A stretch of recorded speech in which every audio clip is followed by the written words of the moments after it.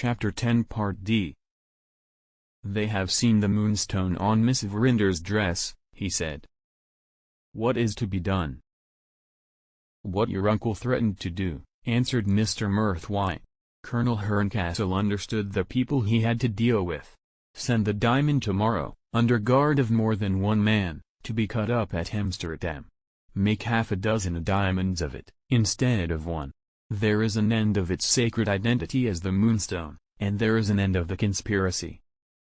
Mr. Franklin turned to me. There is no help for it, he said. We must speak to Lady Verinder tomorrow. What about tonight, sir? I asked. Suppose the Indians come back? Mr. Murthwaite answered me before Mr. Franklin could speak. The Indians won't risk coming back tonight, he said. The direct way is hardly ever the way they take to anything, let alone a matter like this, in which the slightest mistake might be fatal to their reaching their end. But suppose the rogues are bolder than you think, sir? I persisted. In that case, says Mr. Murthwaite, let the dogs loose. Have you got any big dogs in the yard? Two, sir. A mastiff and a bloodhound. They will do. In the present emergency, Mr. Betteridge, the mastiff and the bloodhound have one great merit, they are not likely to be troubled with your scruples about the sanctity of human life. The strumming of the piano reached us from the drawing-room, as he fired that shot at me.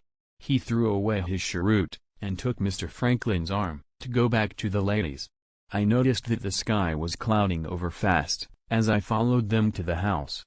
Mr. Murthwaite noticed it too. He looked round at me, in his dry, droning way, and said, The Indians will want their umbrellas, Mr. Betteridge, tonight. It was all very well for him to joke. But I was not an eminent traveler, and my way in this world had not led me into playing ducks and drakes with my own life, among thieves and murderers in the outlandish places of the earth.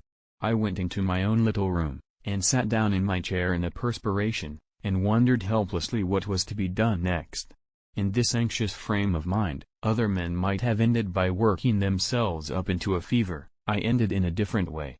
I lit my pipe, and took a turn at Robinson Crusoe.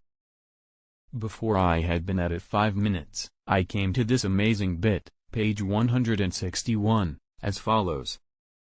Fear of danger is 10,000 times more terrifying than danger itself, when apparent to the eyes, and we find the burden of anxiety greater, by much, than the evil which we are anxious about. The man who doesn't believe in Robinson Crusoe, after that, is a man with a screw loose in his understanding, or a man lost in the mist of his own self-conceit. Argument is thrown away upon him, and pity is better reserved for some person with a livelier faith. I was far on with my second pipe, and still lost in admiration of that wonderful book, when Penelope, who had been handing round the tea, came in with her report from the drawing-room. She had left the bouncers singing a duet, words beginning with a large O, and music to correspond. She had observed that my lady made mistakes in her game of whist for the first time in our experience of her. She had seen the great traveller asleep in a corner. She had overheard Mr. Franklin sharpening his wits on Mr. Godfrey, at the expense of ladies' charities in general, and she had noticed that Mr. Godfrey hit him back again rather more smartly than became a gentleman of his benevolent character.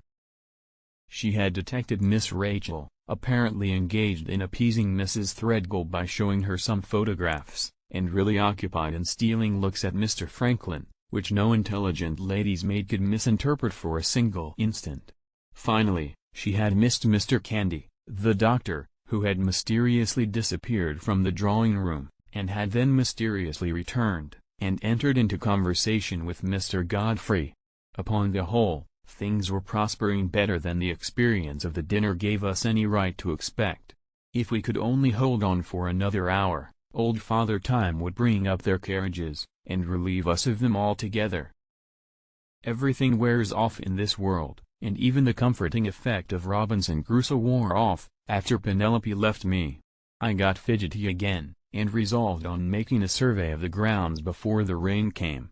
Instead of taking the footman, whose nose was human, and therefore useless in any emergency, I took the bloodhound with me.